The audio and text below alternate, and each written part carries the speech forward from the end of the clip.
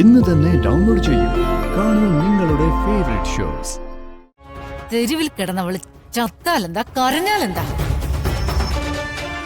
ഏട്ടത്തി സ്വന്തം കുടുംബത്തിനെ കുറിച്ച് മാത്രം ചിന്തിച്ചാ മതി. ഏട്ടത്തി, ഇപ്പൊ വരുണിന്റെ മനസ്സ് അസ്വസ്ഥമാണെങ്കിൽ അതങ്ങനെ തന്നെ തുടർന്ന് പോവാ വേണ്ടത്. ഇവൾ ഇതുവരെ എന്തൊക്കെയാണോ ചെയ്തോണ്ടിരുന്നത് അതിനേക്കാൾ കൂടുതൽ വേണം ഇപ്പൊ ചെയ്യാൻ. വരുൺ ഇവളുടെ മുഖത്തേക്ക് നോക്കില്ല എന്നൊരു കണ്ടീഷൻ ആവട്ടെ. എന്നിട്ടിവള് എവിടേക്കെന്ന് വെച്ച് ഇറങ്ങി പൊക്കോട്ടെ. ചെറിയമ്മ അരുത്, അങ്ങനെ പറയരുത്.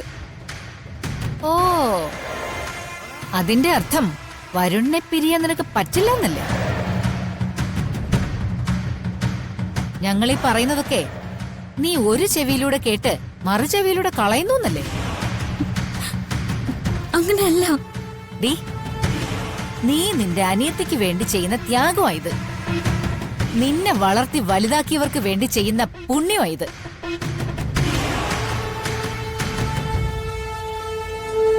ആ ശരി, പൊയ്ക്കോ.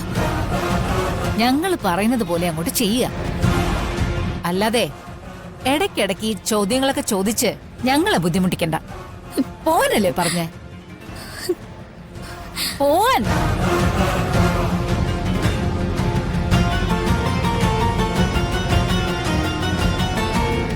ഏട്ടത്തി, ഇതിനൊക്കെ കൃത്യമായിട്ടൊരു തീരുമാനം ഉണ്ടാവുന്നത് വരെ അവള് പറയുന്നതൊന്നും ഏട്ടത്തി കേൾക്കാൻ നിക്കണ്ട. എന്തൊരു കഷ്ടമായത്. കനലില്ല ചവിട്ടി നിൽക്കുന്നത്. പരീക്ഷിക്കേണ്ടത് സ്വന്തം മക്കളെ തന്നെ. ഇങ്ങനെ ഒരു അവസ്ഥ ഇതുവരെ ആർക്കും ഉണ്ടായിട്ടുണ്ടാവില്ല. അത് മറികടക്കാനല്ലേ നമ്മൾ നോക്കുന്നത്. ചെയ്യാനുള്ളത് എത്രയും പെട്ടെന്ന് അങ്ങ് ചെയ്യുക. നമ്മുടെയൊക്കെ മുമ്പിൽ വെച്ച് വരുൺ അവളുടെ ചെകിടത്തടിച്ച് നിന്നെ ഇനി എന്റെ കൺമുമ്പിൽ കണ്ടുപോകരുതെന്ന് പറയുന്നത് വരെ നമ്മൾ ഇതൊന്നും മതിയാക്കുന്നില്ല. തെരുവിൽ കിടന്നവള് ചത്താലെന്താ കരഞ്ഞാലെന്താ? ഏട്ടത്തി സ്വന്തം കുടുംബത്തിനെ കുറിച്ച് മാത്രം ചിന്തിച്ചാ മതി.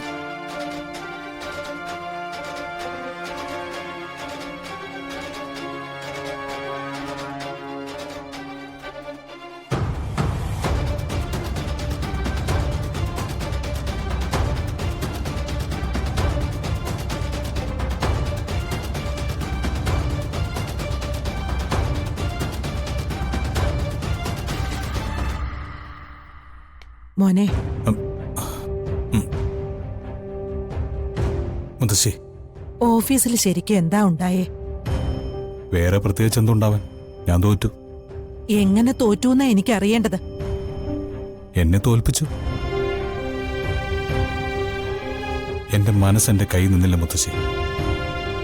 അവരോട് ഞാൻ സംസാരിച്ചു തുടങ്ങുമ്പോ കൺമുമ്പിൽ രാധിക നിൽക്കുന്ന പോലെ തോന്നി. അവളെന്നെ നിഷേധിക്കുന്നതും അകലാൻ ശ്രമിക്കുന്നതൊക്കെ. പിന്നെ ഞാൻ എന്തൊക്കെയോ പറഞ്ഞു കൂട്ടി. അവരത് നിരസിച്ചു പോവുകയും ചെയ്തു. അച്ഛൻ വഴക്കു പറഞ്ഞതില് നീ വിഷമിക്കൊന്നും വേണ്ട. അത് സ്നേഹം കൊണ്ട് തന്നെയാ. നീ ഒരാളുടെ മുന്നിൽ തോൽക്കുന്നതും പരമേശ്വരനെ സഹിക്കില്ല.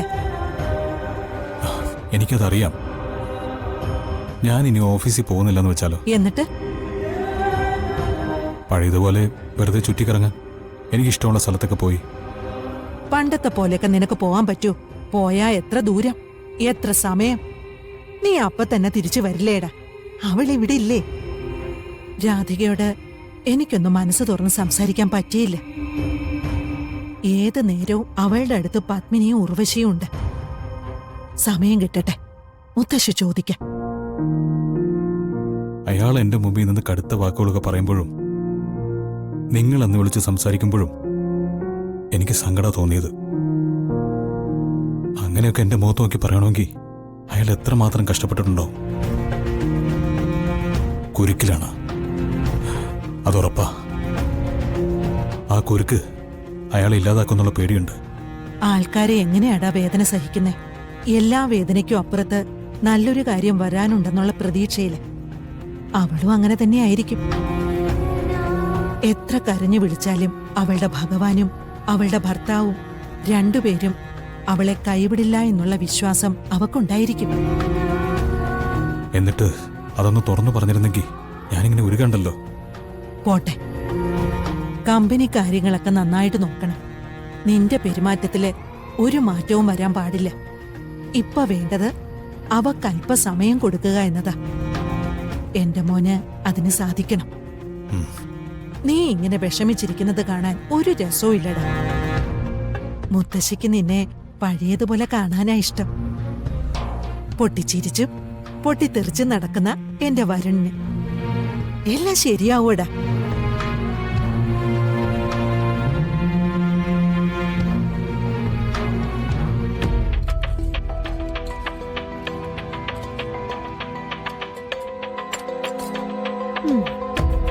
ചിലർക്കൊരു ധാരണയുണ്ട് ലോകത്തിലെ ഏറ്റവും വലിയവൻ താനാണെന്ന്. അതിനുള്ള ശിക്ഷ ഇപ്പൊ കിട്ടിയത്. ഒരു ബിസിനസ് പോയതുകൊണ്ട് കണിമംഗലം ഗ്രൂപ്പിന് ഒന്നും സംഭവിക്കാൻ പോകുന്നില്ല. പക്ഷേ അഹങ്കാരം ഒന്ന് കുറഞ്ഞു കിട്ടുമല്ലോ വരുണ്ട്. നീ എന്തൊക്കെയാ മോളെ പറയുന്നേ? വരുൺ നിന്റെ മുന്നിൽ തോൽക്കാൻ നീ ആഗ്രഹിച്ചോ? പക്ഷെ മറ്റുള്ളവരുടെ മുന്നിൽ വരുൺ തോൽക്കാൻ ആഗ്രഹിക്കുന്നൊന്നും ശരിയല്ല. എന്റെ ചിന്ത നേരെ തിരിച്ചാ.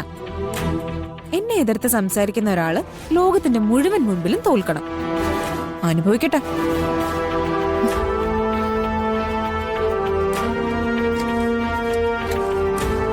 മോളെ പ്രിയങ്കേ, നീ വരുണിനോട് സംസാരിച്ചോ? ഇല്ലമ്മേ, വരുണെന്തോ തിരക്കില്ല. അവന് നല്ല വിഷമമുണ്ട്. വരുണിന്റെ വിഷമം മാറ്റാൻ അമ്മ നല്ലൊരു മാർഗം പറഞ്ഞു തരട്ടെ? പറഞ്ഞോളൂ. അവന് കുഞ്ഞിലെ കടലപ്പായസം നല്ല ഇഷ്ടം. ചെറുപ്പത്തിലെ അവൻ എന്തെങ്കിലും വഴക്കിട്ടിരിക്കുകയോ സങ്കടപ്പെടുകയോ ചെയ്താ ഞാനത് അങ്ങനെ തീർക്ക. ഇന്നത്തെ അവന്റെ സങ്കടം അങ്ങനെ തീരുമെന്ന് നമുക്ക് നോക്കാം. മോൾക്ക് കടലപ്പായസം വെക്കാൻ അറിയൂ? പിന്നെ നന്നായിട്ടറിയാം. ആഹാ, എന്നാ മോള് വേഗം ഉണ്ടാക്ക്. അത് കഴിഞ്ഞ് അച്ഛനും മോനും തമ്മിലുള്ള പിണക്കമൊക്കെ ഞാൻ പറഞ്ഞു തീർത്തോളാം. ശരിയമ്മ. ശരി.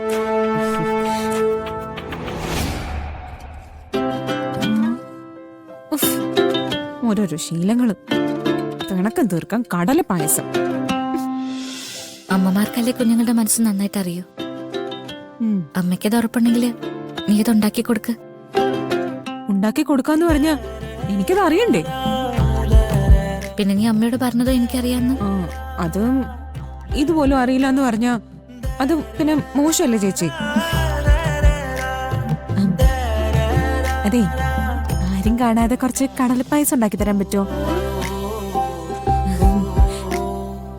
പിന്നെ പായസം ഉണ്ടാക്കി തരുന്നൊക്കെ കൊള്ളാം. പക്ഷെ അതിന്റെ ക്രെഡിറ്റ് എടുക്കാൻ വേണ്ടി അവിടെ വന്ന് നിൽക്കരുത്. പറ്റുമോ ഇല്ലയോ?